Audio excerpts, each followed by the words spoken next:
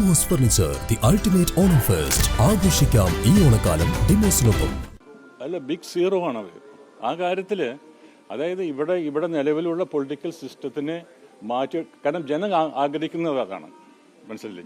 ജനങ്ങളുണ്ട്, അത് ഭൂരിപക്ഷം ജനങ്ങൾ ആഗ്രഹിക്കുന്നത് ഇപ്പോൾ നമ്മൾ അനുഭവിക്കുന്ന ഈ പൊളിറ്റിക്കൽ സിസ്റ്റത്തിൻ്റെ അപാകതകൾ, അത് പ്രശ്നങ്ങളൊക്കെ മാറ്റി നിർത്തി ഒരു പുതിയ പാർട്ടി വരണം. അതുകൊണ്ടാണ് ആദ്യത്തെ അവസരങ്ങളിലൊക്കെ ഈ BJP വന്നപ്പോൾ ചെറിയൊരു എനക്കുണ്ടായിരുന്നു. പക്ഷേ അത് കാലാകാലങ്ങളിൽ പിന്നെ വന്നു. ഞാൻ 21 വന്നു, 21 ജോയിൻ ചെയ്തു. അത് അമിത്ഷായിട്ടുള്ള ഒരു നേരിട്ടുള്ള ഒറ്റയ്ക്കുള്ള ഒരു മീറ്റിങ്ങിൻ്റെ പീരീഡ്. അത് ഡൽഹി പോയി അദ്ദേഹം ഹോം മിനിസ്റ്റർ ആയ സമയത്ത് അദ്ദേഹത്തിൻ്റെ ഓഫീസ് ഞാനും അദ്ദേഹം മാത്രമുള്ള ഒരു ഇൻട്രാക്ഷൻ. ആ ഒരു സംഭാഷണത്തിലാണ് ഇങ്ങനെ എന്നോട് ചോദിച്ചു.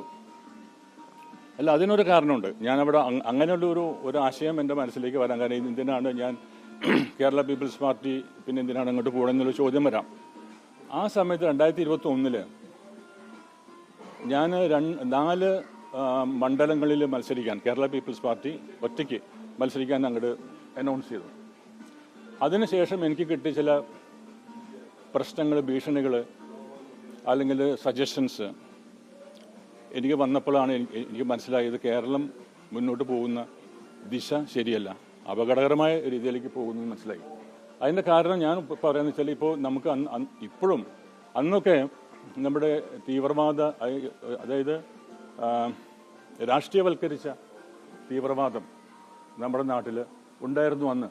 പക്ഷെ ഇപ്പോഴാണ് അത് വളരെ ശക്തമായിട്ട്, അന്നൊക്കെ ഇൻവിസിബിൾ ആയിരുന്നു, അദൃശ്യമായിരുന്നു. പക്ഷേ ഇത് വളരെ ദൃശ്യത്തോട് നമുക്ക് കാണാൻ പറ്റുന്ന ഈ രാഷ്ട്രീയവൽക്കരിച്ച ഒരു തീവ്രവാദം ഇന്ന് വളരെ പ്രബലമായിട്ട് മുന്നോട്ട് പോയിക്കൊണ്ടിരിക്കുകയാണ്. ഇപ്പോൾ കുറച്ച് സമയം അടങ്ങിയിട്ടുണ്ടെങ്കിലും അത് നമുക്കൊരു ഭീതി തന്നെയാണ്. ഇൻ ഫ്യൂച്ചറിൽ അത് വലിയൊരു ഭീതിയായിട്ട് ഞാൻ കാണുന്നുണ്ട്. അങ്ങനെയാണ് ഞാൻ ആലോചിച്ചത്, നമുക്ക് ഒറ്റയ്ക്ക് നിൽക്കുന്നത് ശരിയല്ല. പിന്നെ BJP ആയിരിക്കും അതിന് ഏറ്റവും നല്ലതല്ല. അത് അദ്ദേഹം ഉറപ്പ് തരുകയും ചെയ്തു, അമിത്ഷാ. അങ്ങനെയുള്ള എൻ്റെ ആശയങ്ങളെ പറ്റിയിട്ട് ഇല്ല. യെസ്, അതെ, അതാണ്. എന്താണ് അതിനു മുമ്പ് ഇനി ഉണ്ടല്ലോ, അതിന് മുമ്പാണ്. പക്ഷെ അദ്ദേഹം വന്നത് എപ്പോഴാണ്? 24 കഴിഞ്ഞിട്ടല്ലേ? പ്രശ്നമാണ്. അതെ, അവർക്ക് വിഷമില്ല, ഒന്നുമില്ല. അതായത് അവർ പ്രവർത്തിക്കില്ല, നമ്മളെ പ്രവർത്തിക്കാൻ അനുവദിക്കില്ല. അപ്പം ഞാനിപ്പോൾ ഒരുപാട് പ്രതീക്ഷകളോടെ ഞാൻ 2004 എന്തുകൊണ്ടാണ് സ്വന്തം പാർട്ടി ഉണ്ടാക്കിയത്? ഇവിടെ ഒരു മാറ്റം വരുന്നുള്ളതുണ്ട്. അപ്പോൾ എനിക്ക് കുറേ ആശയങ്ങളുണ്ട്. പിന്നെ ഒരു കാര്യം കൂടി പറയാം. കാരണം അന്ന് ഞാൻ 2004 ഉണർത്തിയ ഒരു കാര്യങ്ങളുണ്ട്. അതാണ് ഇന്ന് ഉയർത്തി ജയിച്ചത്. കാരണം ഞാനിപ്പോൾ അത്ഭുതത്തോടെ ഞാൻ കാണുന്നത്, കാരണം 2004 ഞാൻ എടുത്ത റിസ്ക് ഉണ്ടല്ലോ. ഞാൻ അന്ന് ഏറ്റവും കൂടുതൽ പ്രതിഫലം വാങ്ങുന്ന വില്ലനായിരുന്നു. സൗത്തിൽ ഏറ്റവും കൂടുതൽ പ്രതിഫലം വാങ്ങുന്ന വില്ലനായിരുന്നു. അപ്പോൾ എനിക്കറിയാം, ഞാനൊരു രാഷ്ട്രീയ പ്രസ്ഥാനമായിട്ട് വന്നു കഴിഞ്ഞാൽ എൻ്റെ കരിയറിനെ ബാധിക്കും. അതുകൂടി ഞാൻ മാറ്റി, അത് ഞാൻ സാക്രിഫൈസ് ചെയ്തിട്ടാണ് ഞാനിത് ഉണ്ടായത്. അപ്പോൾ ഞാൻ ആലോചിക്കുന്നത് വെച്ചാൽ, പിന്നീട് വർഷങ്ങൾക്ക് ശേഷം ജോസഫ് വിജയ് വന്നിട്ട് ഇങ്ങനെ ഇത് വന്നപ്പോൾ ഞാൻ അതിശയിക്കുകയാണ്. ഞാൻ അന്ന് ഞാൻ ഉദ്ദേശിച്ച ഒരു മാറ്റങ്ങൾ വരുത്താനും, ഈ അഴിമതി, അതുപോലെ വർഗീയത എന്നുള്ള കാര്യങ്ങളിലൊക്കെ ഒരു മാറ്റങ്ങൾ വരണം, പുതിയ രാഷ്ട്രീയ സംസ്കാരം വേണം എന്നൊക്കെയുള്ള ഒരു ചിന്ത ഉണ്ടായിരുന്നു. അത് ഞാനിപ്പോൾ നിൽക്കുന്നത്, ഞാനും അദ്ദേഹവും തമ്മിലുള്ള സിമിലാരിറ്റി ഉണ്ട് പൊളിറ്റിക്കൽ അപ്രോച്ചിൽ. ഇതാണ് ആകർഷിച്ചത് അദ്ദേഹത്തിൻ്റെ. അത് ഈ ഐഡിയോളജി മനസ്സിൽ വെച്ച് തന്നെയല്ല, അത് പ്രാക്ടിക്കലായി ചെയ്തുകൊണ്ടിരിക്കുകയാണ്. കഴിഞ്ഞ ഒരു 100 ദിവസത്തിനുള്ളിൽ അദ്ദേഹം എല്ലാവർക്കും അറിയാം. അത്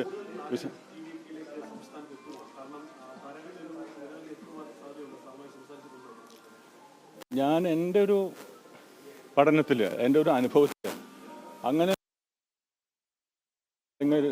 രാഷ്ട്രീയ ബോധമുള്ള അധികം താരങ്ങൾ നമുക്കില്ല എന്നുള്ളതാണ്. മനസ്സിലായില്ലേ? സ്വന്തം രാഷ്ട്രീയം എന്ന് തോന്നുന്ന ഒരു സംഗതിയിലേക്ക് ധൈര്യപൂർവ്വം ഇറങ്ങാനായിട്ട് ഇന്ന് ഒരു രാഷ്ട്രീയ നേതാവിനെ ഞാൻ കണ്ടിട്ടില്ല. അപ്പോൾ അതുകൊണ്ട് എനിക്ക് താരങ്ങൾ വരുന്നതിൽ എനിക്കത്ര താല്പര്യമില്ല. അതുകൊണ്ടൊന്നും വോട്ടാവുന്നില്ല.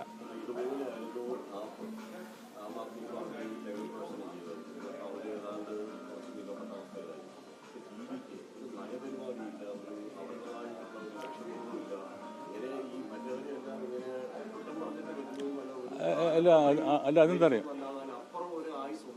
തീർച്ചയായിട്ടും ഞാനതങ്ങനെ വെറുതെ ചാടി വീഴില്ലല്ലോ. ഞാൻ അവരുടെ കാരണം ഒരു 2 വർഷം കൊണ്ട് ഉണ്ടായ ഒരു പാർട്ടിയല്ല ഇത്, മനസ്സിലായില്ലേ? ഞാൻ വിജയൻ്റെ കൂടെ കുറേ പടങ്ങൾ അഭിനയിച്ചത്, വിജയൻ നായകനായിട്ടും ഞാൻ വില്ലനായിട്ടും ഓരോ പടങ്ങൾ അഭിനയിച്ചതാണ്. ഞാൻ പറഞ്ഞു ഈ വിസിലുണ്ടല്ലോ, വിസിൽ എന്ന് പറഞ്ഞ സാധനം അന്ന് എനിക്കിപ്പോഴും ഓർമ്മയുണ്ട്. അയാളുടെ സെറ്റിൽ വരുമ്പോൾ ഒരു വിസിലുണ്ടാവും കയ്യിൽ, ഒരു പി പി. എന്നിട്ട് ഇയാളുടെ അസിസ്റ്റൻസിനെ വിളിക്കുക, പിപ്പി പിപ്പി എന്ന് വിളിക്കും. അപ്പോൾ ഞാൻ ഇയാൾക്ക് എന്താ ഭ്രാന്തമുണ്ടോ, ഇവിടെ അടുത്തിരിക്കുന്ന ആൾ വിളിക്കുന്നത് പി പി എന്ന് വിളിച്ചാണ്. പക്ഷേ ഞാൻ പിന്നീട് ആലോചിക്കാം, കാരണം അതായത് ഒരു 10-15 വർഷങ്ങൾക്ക് മുമ്പുള്ള കാര്യമല്ല. അന്ന് മുതൽ ഇയാളുടെ കയ്യിൽ എപ്പോഴും ഒരു വിസിലുണ്ട്. അപ്പോൾ അതിനുശേഷം ഇയാൾ ഇവിടെ വന്നിട്ട് വിസിലാണ് അദ്ദേഹത്തിൻ്റെ ചിഹ്നമെന്ന് പറഞ്ഞപ്പോൾ എനിക്ക് അതിൻ്റെ അർത്ഥം മനസ്സിലായത്.